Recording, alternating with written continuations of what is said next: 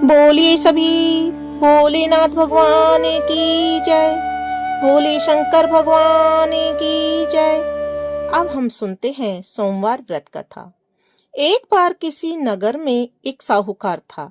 उसके घर में धन की कोई कमी नहीं थी, लेकिन संतान न होने के कारण वह बहुत दुखी था। संतान प्राप्ति के लिए वह हर सोमवार को व्रत रखता था और पूरी श्रद्धा के साथ शिव मंदिर जाकर भगवान शिव और माता पार्वती की पूजा करता था। उसकी भक्ति को देखकर एक दिन माँ पार्वती प्रसन्न होकर भगवान शिव से साहूकार की मनोकामना पूर्ण करने का निवेदन करती है।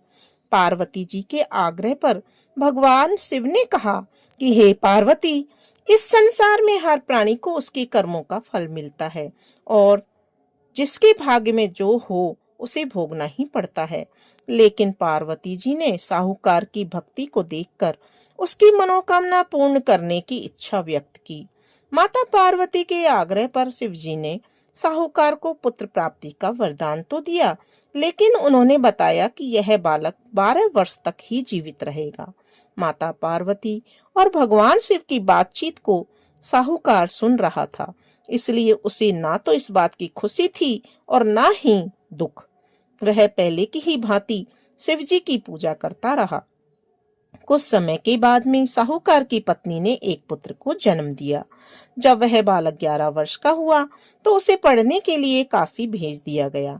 साहूकार ने पुत्र के मामा को बुलाकर उसे बहुत सारा धन देते हुए कहा कि तुम इस बालक को काशी विद्या पर प्राप्ति के लिए ले जाओ। तुम लोग रास्ते में यज्ञ कराते जाना और ब्राह्मणों को भोजन दक्षिणा देते हुए जाना। दोनों मामा भांजे इसी तरह यज्ञ कराते हुए और ब्राह्मणों को दान दक्षिणा देते हुए काशी नगरी चल पड़े। इस दौरान रात में एक नगर पड़ा जहां नगर के राजा की कन्या का विवाह था, लेकिन जिस राजकुमार से उसका विवाह होने वाला था वह एक आंख से काना था। राजकुमार के पिता ने अपने पुत्र के काना होने की बात को छुपाने के लिए सोचा, क्यों न साहूकार के पुत्र को दूल्हा बनाकर राजकुमारी से विवाह करा दूं। विवाह के बाद इसको धन देकर विदा कर दूंगा और राजकुमारी को अपने नगर ले जाऊंगा। लड़के को दूल्हे के वस्त्र पहनाकर राजकुमारी से विवाह करा दिया गया, लेकिन साहूकार का पुत्र ईमानदार था।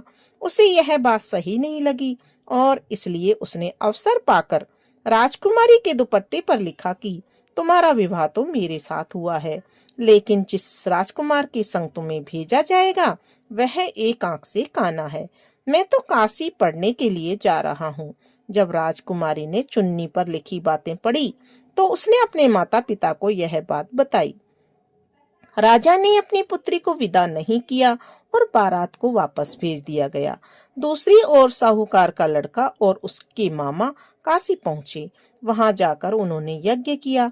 जिस दिन लड़का 12 साल का हुआ उस दिन भी यज्ञ का आयोजन किया था।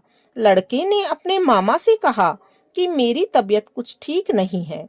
मामा ने कहा, तुम अंदर जाकर आराम कर लो। शिवजी के वरदान अनुसार कुछ ही देर में उस बालक के प्राण निकल गए। मृत भांजे को देखकर उसके मामा ने विलाप करना शुरू किया। संयोगवश उसी समय शिवजी और माता पार्वती उधर से जा रहे थे। पार्वती माता ने भोलेनाथ से कहा, स्वामी, मुझे इसके रोने के स्वर सहन नहीं हो रहे हैं।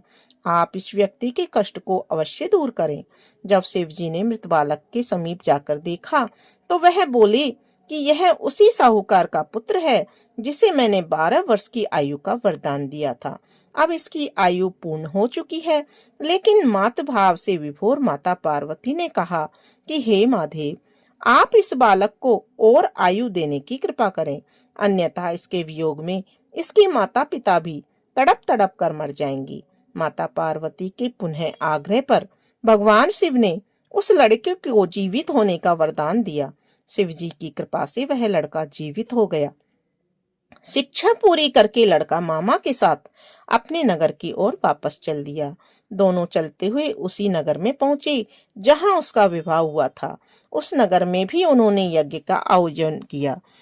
उस लड़के की ससुर ने उसे पहचान लिया और महल में जाकर उसकी खूब खातिरदारी की और अपनी पुत्री को उसके साथ विदा किया। इधर साहूकार और उसकी पत्नी भूखे प्यासे रहकर बेटे की प्रतीक्षा कर रहे थे।